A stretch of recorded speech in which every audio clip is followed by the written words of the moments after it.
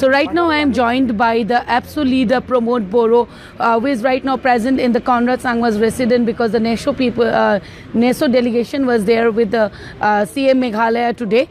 So as if that the BJP government is very adamant to move this bill, and they are somehow showing very confidence regarding this bill, despite of the protest in the northeast. So what you say regarding this? Because because they have said that they will safeguard the indigenous people's rights and all, but it seems it is not like that. What do you say regarding this?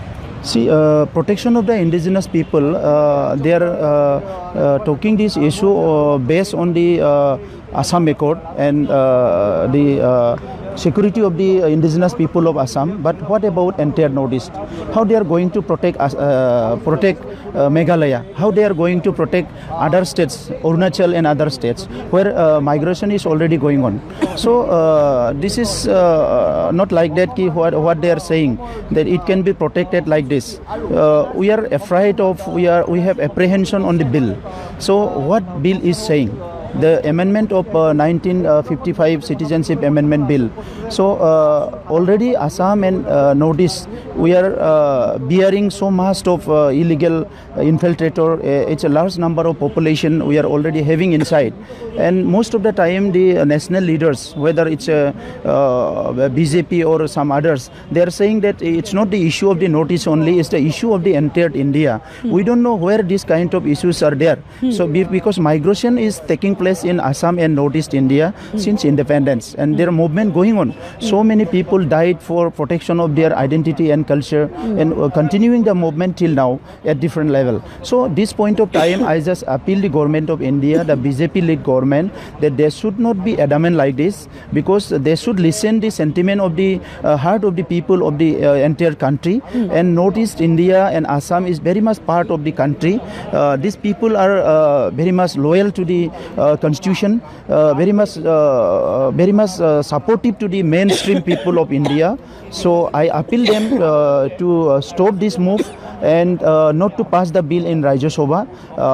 There should be some kind of clarity on this, how they are going to protect the northeastern people, because we have lots of apprehension by this bill and the move taken by the BJP leadership, what they are saying in the public platform, in different the political meetings, how they are placing the issue. It's a very the kind of chaos and very confused they are creating. As it's today, it's very important because one vote from the BPF party, that is very important vote, Visajit Demari, is there in the Rajya Sabha, and his vote is very important because it is considered to be a strong voice. What do you say? Because he has not cleared his stand, nor the BPF party. No, they will never clear their stand. They have all when they form the party, then they clear their stand. Their stand is very much clear. There is no ideology. There is no any kind of issue. Who will lead the country, state? They will always with that party. So they are only for power. They are not for the people. So they just talk of development. It's just for their political benefit. They are talk of development. They are for development. They say often, but it's not like that. They are not for development even. And if they are not for the people and for the protection of the people, how they can think of the development? So we don't think they are serious for development also. So they have no any stand. Their stand is only that whoever come to power, they will join them. They will support them. They will grab the power and they will continue their political exercise for their benefit.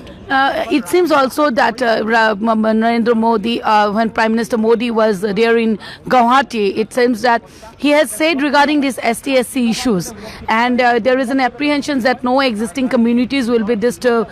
If these existing communities get disturbed because of this new 6th schedule status to the 6 communities further. So what is the apprehensions? Is there any apprehensions? Because he has most likely cleared that these existing communities will not be hampered on this. No, there is nothing like that. He is just giving a false statement. if they are not going to hamper the existing ST, they cannot enlist any new populace and advanced community into ST list. If they are going to enlist in the amend the present existing the constitutional provision, then it's going to affect directly. There is no alternative way, as we know the constitution till now, as we have studied the constitution till now, so we understand whatever we have understand. It's very much clear. If he has no clarity, we don't know, but we have very much clear on that issue, that if they are not going to affect the right and privilege of the present existing indigenous people, they cannot enlist any advanced and populous the communities into ST list. This is very much clear. So we oppose this scheduling the bill which is going to enlist the most populous and advanced communities with the downtrodden underprivileged section of the people, and going to deprive from the right and privilege whatever given by the Constitution of India. Okay, last word, because as it's somewhere this Northeast has always been seen as a step motherly treatment from the center, whoever may be in the center, is it Congress, is it the BJP, the same thing has happened yet again. So do you think, despite of this protest, if by the mothers of Manipur, even in Mizoram it seems that the protest is going high, and in Assam also, if this bill is tabled, what will be the further steps by the NESO? Because what will be the further step? Because without the steps, the government will not understand. So there is always this kind of discussion that the mainstream people and the politicians of India, they treat Northeastern people as a stepmotherly treatment. So it's always there in the discussion in different places, different time. So my appeal to the government of India and the leaders who are leading the country since 70 years of independence, that they should realize this issue. They should understand why Northeastern people and people of that part talk like this. They speak like this, they analyze it like this. That yes, somewhere there is always discrimination and deprivation and ignorance in the policy of the government of India to the people of Northeastern region. So that's why this kind of discussion going on. You can see what happened in Mizoram. They said hello China, bye bye India in their rallies. Right. So this is very unfortunate. After 70 years of independence, this kind of discussion, this kind of apprehension feeling should not be there in India. But it's a failure of the government of India to win the heart of the people of Northeast by their love and affection, by their welfare activities. So they failed to do that. Moreover, most of the time we have seen that they are always discriminated and deprived the Northeastern people in their development policies also, in peace building. You see in the matter of the solution of the extremist problem, when they came to power in 2014, before coming to power in election manifesto, they declared, if we come to power, if we voted to power, within 6 months we will resolve the extremist issue.